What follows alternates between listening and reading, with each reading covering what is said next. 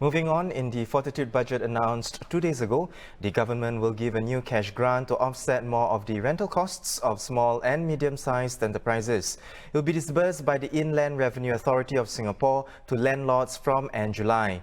Landlords are required to pass this on to their SME tenants. How much of a reprieve does this mean for SMEs? Let's discuss this further with the President of the Association of Small and Medium Enterprises, Kurt Wee. Welcome, Kurt. So, give us a little context first, leading up to the announcement of this cash grant. A section of the COVID-19 Temporary Measures Bill passed on April the 7th requires the property owner to pass on the full amount of property tax rebate attributable to a rented property to his tenant in a timely manner. Despite this law, though, were most landlords not providing rental relief to their tenants? Are you able to give some examples? Sure. So, first you saw the retail F&B, the frontline businesses in January and February seeing a steep decline in their turnover and sales, 60 to 80%, so many of them. And, the government announced in the first two budget various series of help for SMEs, including tax rebate through the institutional landlords equivalent to about 1.2 months of rental rebate that's supposed to be passed down to the SME tenants and the tenants, operating tenants at large. Unfortunately, what happened on the ground was there was a huge tussle that came on between the landlords and the tenants. Landlords thought that they could give the rebates with conditions in the way they want to, but the SMEs were struggling. They were running out of cash flow and they needed the rebates fast and furious because they were hit fast and furious.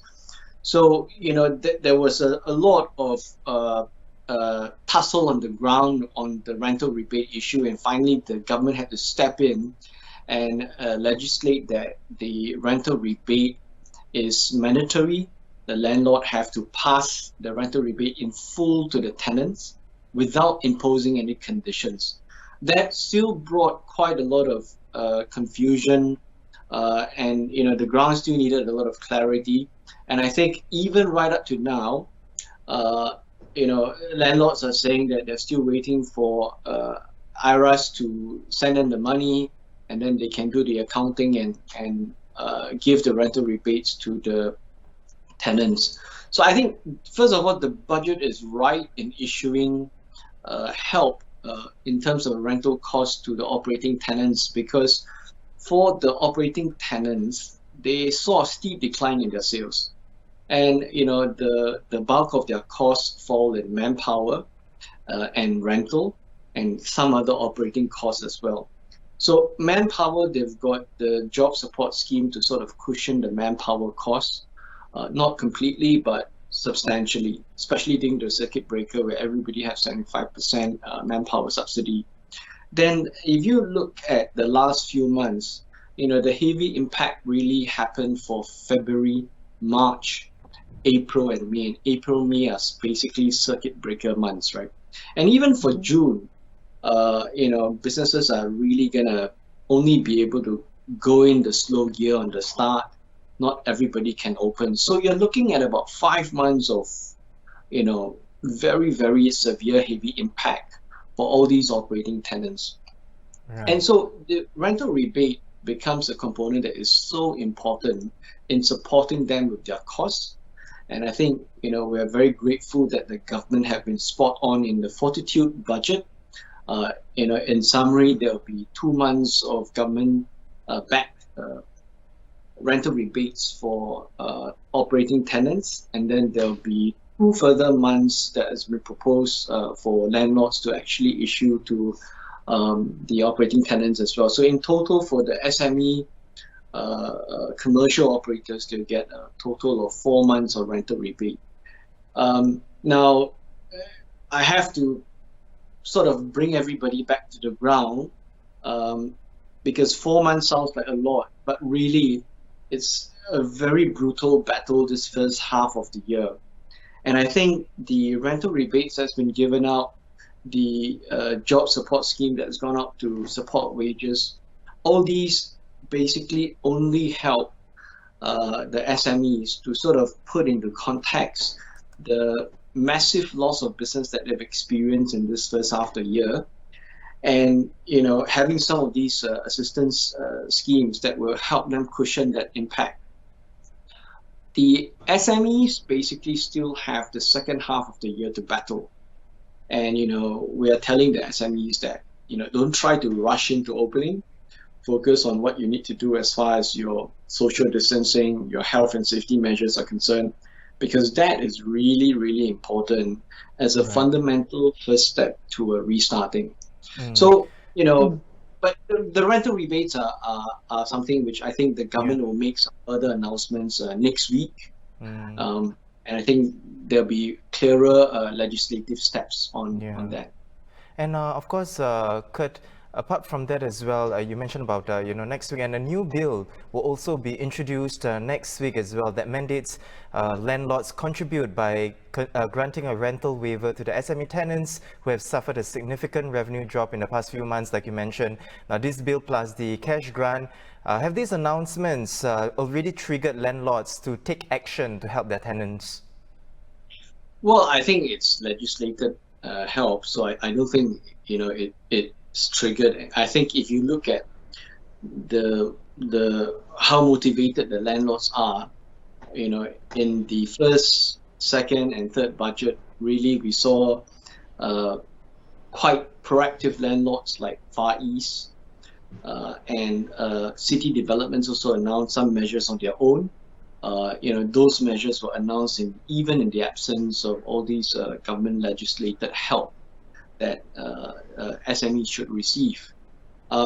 So I think what's important is also, I think, to really appreciate what Ministry of Law issued as the COVID-19 temporary relief bill that sort of legislate actions against SME tenants if they are affected by COVID and if they're unable to pay their rent.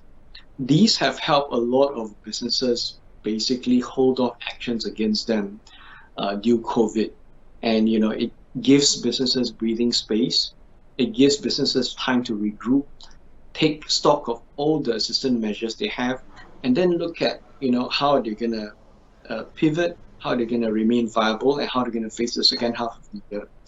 And I think the Ministry of Law, the government basically will announce next week some further legislation on these rental rebates. I think some of these announcements that will happen will bring clarity to the ground as far as the rental rebates are concerned. It will take away the confusion, and hopefully it will also have a very easy to implement framework. I think there will be likely still some confusion or some lack of information, but I think that probably hopefully will be the minority, and I'm sure there'll be a process to sort those cases out. Right. Well, Kurt, I want to move away from the issue of rents and rental waivers. Now, SMEs contribute to 65% of Singapore's employment. So through reskilling, digitizing, and other measures put in place, how confident are you that SMEs can retain their employees by the time we emerge from the COVID-19 pandemic? So, you've lost a part of your large chunk majority of your traditional business, right? So you've got to pivot the way you used to do things. You pivot to try and carve in new forms of revenue. So a lot of businesses have gone ahead and accelerated their move towards digital payments, digital transactions, and then how they can market online digitally. But at the same time, they are also finding that there is also a price to pay. F&B operators are paying 25-35% for food delivery apps to basically deliver their food to the customers. And but I think the whole ecosystem is still in the process of adjusting to the new order. And post circuit breaker business will not be the same. It won't just not be the same for the short term. I think it will be different for at least 12-18 months because COVID is not going away.